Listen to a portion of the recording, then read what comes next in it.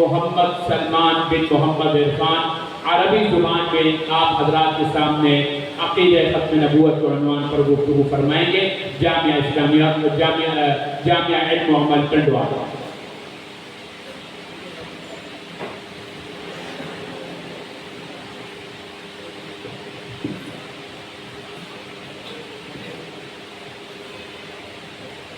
नहमदुहु व नसल्ली अला रसूलिल करीम।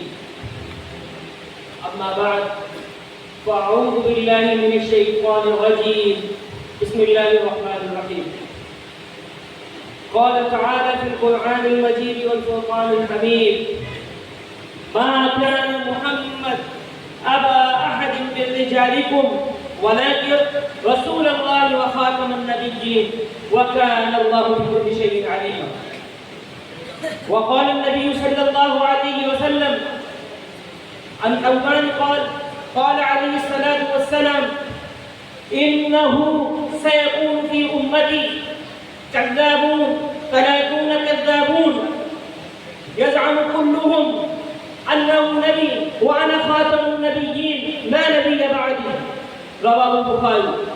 वक़ाल अलैहि सलातु वस्सलाम फ़ी मक़ामिन आख़र इन्न अन्नुबुव्वत वर्रिसालत क़द इंक़अत ला रसूल बअदी वला नबिय्य। रवाहु बुखारी। اليوم أتحدث وأبين وأذكر أمام حضراتكم حول موضوع عقيدة ختم النبي صلى الله عليه وسلم. أيها الأساتذة وأيها الإخوة، كما أنكم تعرفون الله سبحانه وتعالى قد بدأت سلسلة النبوي ورسالة النبي صلى الله عليه وسلم من آدم عليه الصلاة والسلام، وقد انتهت هذه السلسلة من نبينا محمدنا صلى الله عليه وسلم. ولن يرسل الله النبي ولن يخلق الله النبي بعد عنه وأنت خاتم النبيين لا نبي بعدك. أيها الأعزة، العقيدة ختم النبوية هو العقائد الاجتماعية الذي يشتمل في أصول إسلامية.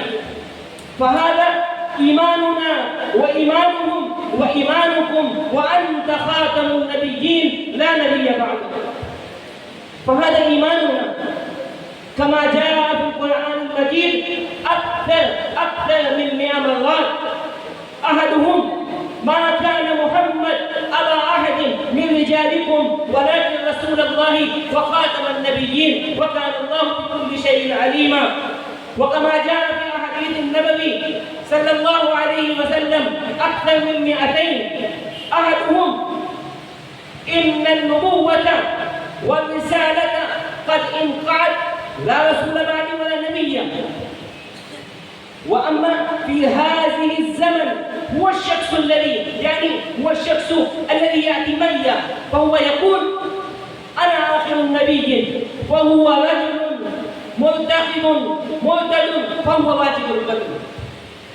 أيها الإخوة، كما بين رسول الله صلى الله عليه وسلم الخطبة الأخيرة، الخطبة لحجة الوداع، فقال ربكم واحد فأنت نبيك واحد فأنت دينك واحد.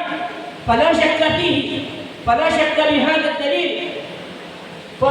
فعندما نبين ونحن بدون الدليل ولا بالتعبير ولا بالتخصيص أيها الإخوة فهذا إيماننا. فنبينا محمد صلى الله عليه وسلم وخاتم النبيين فلا نبي بعده. وعن ثوبان قال عليه الصلاة والسلام فقال قد سيأتي في أمتنا 30 كذابون وكلهم يزعم أنه نبي وأنا خاتم النبي. فقال ماذا قال؟ أنا خاتم النبيين.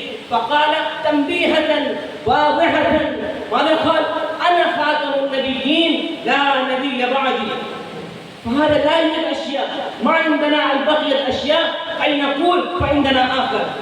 لذلك من الذي يأتي معنا ونقول بهكذا، وهناك رجل آخر وهو نبي، فهذا كاذب كذاب ملتقب، فرجل فهو واجب القتل.